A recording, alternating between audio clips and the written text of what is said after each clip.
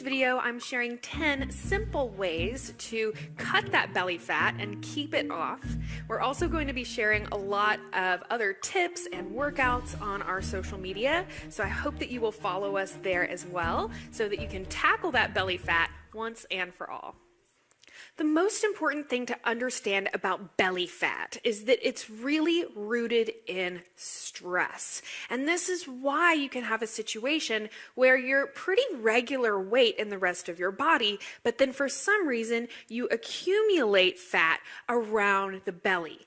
So because stress and belly fat really go hand in hand, handling and managing your stress is going to be a really important factor to helping your body let go of that extra fat. So understand that the whole reason your body holds on to fat in the first place is for survival, to help protect you from starvation. And the more that you are stressing yourself out, the more you're actually tricking your body into holding on to that belly fat even more.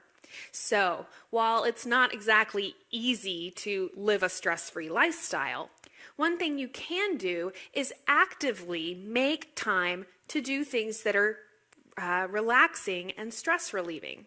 Going out for a long walk in nature is a wonderful way to not only reduce your stress levels, but also incorporate that physical exercise that would also help you get rid of that belly fat.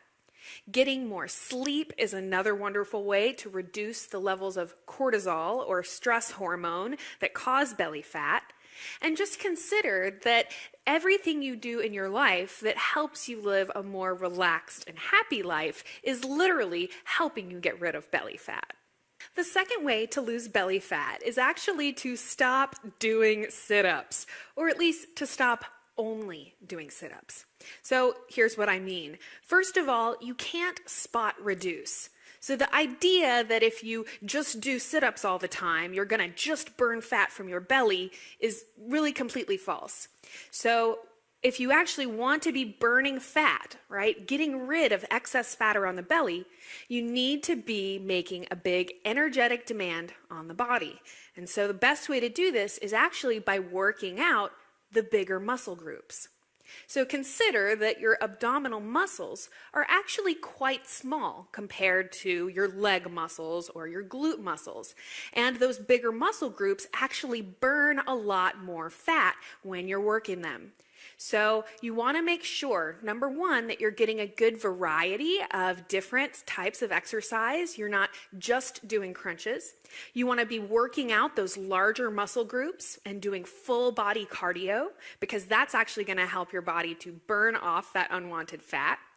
And then thirdly, understand that if you're overworking your abdominal muscles and you're not giving them a chance to recover in between those workouts, you're actually creating a bigger problem in your abdomen. And even if you can get rid of the belly fat, those muscles are not going to have the definition that most of us are looking for. Number 3, stop skipping meals.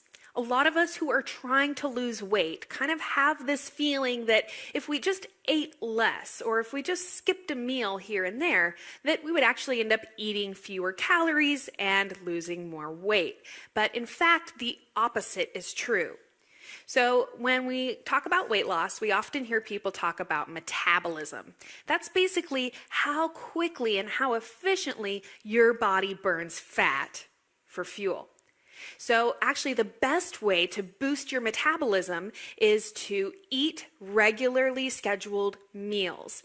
Now I know it's difficult to actually eat at the same time every day, but minimally you don't want to skip meals and you don't want to calorie restrict. Again, remember that the whole reason your body is holding on to that belly fat so stubbornly is because it's in this kind of stressed out, almost starvation mode. So the more that you calorie restrict, the more that your body is going to really cling on to that excess fat because it's trying to prevent you from starving to death. So eat regularly. Don't skip your meals. Make sure that you're getting an adequate amount of nutrients, not only the number of calories, but the quality of those nutrients. You want to make sure you're eating a healthy diet and eating regularly in order to help create that environment where your body is going to burn fat rather than hold on to it for dear life. So on the other side of that metabolism coin, and this is tip number 4, you've got to be getting some physical exercise every day. And you probably didn't need me to tell you that, but here's what you maybe didn't know.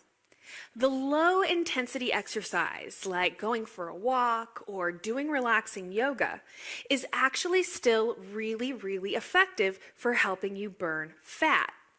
And if we also consider that first tip about stress, again, we can see where low intensity exercise can actually be a double bonus because it's not going to be as stressful on the system as a more high intensity type workout.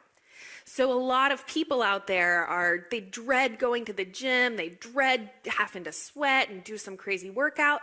So what I want you to know is that it's totally fine to do lower intensity stuff. And the thing you want to remember is that if you do low intensity, you just need to do a longer duration. So the first 25 minutes of a low intensity workout like walking is really just burning off the sugar that's in your bloodstream. And it's anything after 25 minutes where you really start burning fat. So taking long walks, doing yoga classes, these are really, really effective ways of helping you burn belly fat.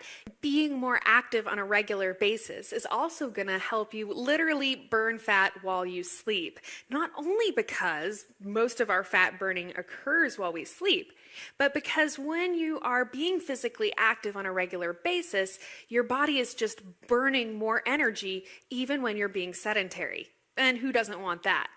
Also, the more muscle mass that you have, the more fat that all of those muscles are going to be burning.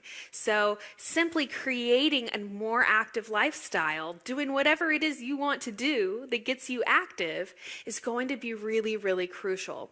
And then tip number 5 would be incorporating high intensity interval training wherever you can. So basically doing little bursts of very high intensity exercise in the midst of your workouts. It's a really great way to just help push you up to that next level. So tip number 6, and this is a really important one, is about protein. One of the biggest mistakes that people make who are trying to lose weight is actually eating too much protein rather than too little. So it's recommended that you only need 3 to 6 ounces of protein at a single meal. And consider that most people are eating significantly more protein than that. So it's very important that you do have protein at every meal, okay? It's very important. But it's also important that you don't exceed that 6 ounces.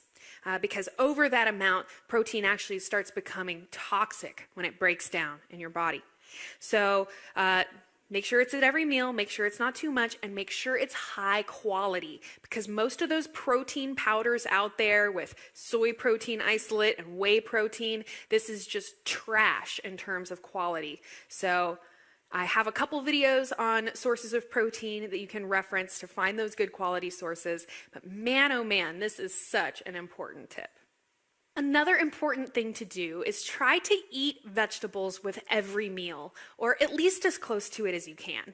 So not only because vegetables have all these important nutrients that help your body do the functions it needs to do, like burning fat, but also because when you eat vegetables with your meal, it actually creates almost like a coating around that food as it moves through your digestive tract. It actually improves your body's ability to digest the meal you just ate. It improves your body's ability to break down that protein that you ate, and it kind of slows the process of that meal moving through your digestive tract, so that meal will keep you feeling fuller longer. The 9th way to bust that belly fat is simply to eat your meals more slowly. When you chew your food more thoroughly, you're actually going to release more digestive enzymes into the food. So literally, you digest the food better the more that you chew it. Also understand that when we're eating really fast or eating while we're doing something else, it's a stressful condition for the body. So thinking back to tip number 1 about reducing stress, a great way to do that is simply to have a slower meal where you're being more conscious and just paying more attention to your eating rather than eating on the go. My last tip is to try and keep your insulin levels low and to avoid spiking your blood sugar levels constantly throughout the day. Now, I've talked about this in a lot of different videos that you can reference for more information, but the bottom line here is this. Not only does sugar spike your insulin, but refined carbohydrates like white bread and potato chips are just as bad. So trying to avoid those foods as much as possible, especially when you're snacking. Okay, things like healthy sources of fat, all right, nuts and avocados are good examples. They're going to have a minimal spike on your insulin. So using healthy fats for your snacks is a great way to keep those insulin levels low between meals.